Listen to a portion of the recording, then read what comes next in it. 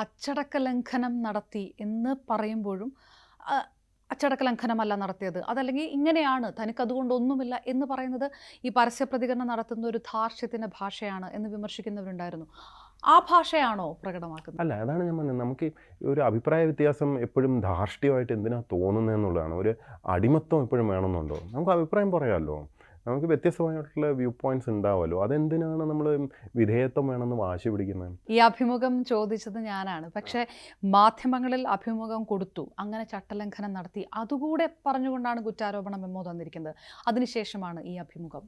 അതാണ് ഞാൻ ചോദിച്ചത്, അതും ഒരു ധാർഷ്ട്യമാണ്. അങ്ങനെ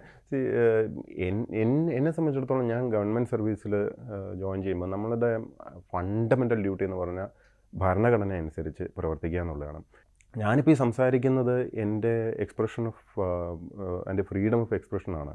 അത് എക്സ്പ്രസ് ചെയ്യുമ്പോൾ എനിക്ക് സത്യം പറഞ്ഞാൽ അൺകോൺസ്റ്റിറ്റ്യൂഷണലായിട്ട് ആരെങ്കിലും എൻ്റെ അടുത്ത് അത് നിർത്താൻ പറഞ്ഞു കഴിഞ്ഞാൽ അത് അനുസരിക്കാൻ, കോൺസ്റ്റിറ്റ്യൂഷൻ അനുസരിച്ച് ജീവിക്കാൻ ആഗ്രഹിക്കുന്ന എന്നെ സംബന്ധിച്ചിടത്തോളം അത് it doesn't apply to me. ഈ ആർട്ടിക്കിൾ 92ൻ്റെ പേരിൽ എല്ലാ കാര്യങ്ങളും നടപ്പാക്കാൻ പറ്റുമോ?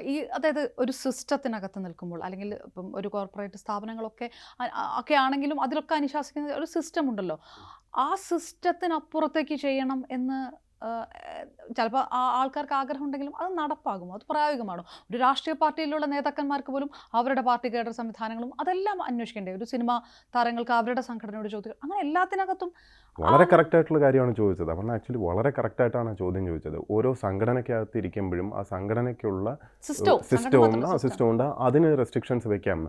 ഇവിടെയാണ് ഞാൻ പറയുന്നത് നമ്മൾ ഭരണഘടന വായിക്കണമെന്ന്. ആർട്ടിക്കിൾ 19 1 2 ഒക്കെ പറയുന്ന നമ്മൾ പാർട്ട് 3 പാർട്ട് 3 പറയുന്നത് എന്താണെന്നത് സ്റ്റേറ്റിന് ചെയ്യാൻ പറ്റില്ല എന്നാണ്. സംഘടനകൾക്ക് ചെയ്യാം. സംഘടനയിൽ എന്നിട്ട് അടങ്ങി ഒതുങ്ങി നിന്നില്ലെങ്കിൽ സംഘടനയിൽ നിന്ന് പുറത്താക്കാം. പക്ഷേ സ്റ്റേറ്റിന് ചെയ്യാൻ അവകാശമില്ല.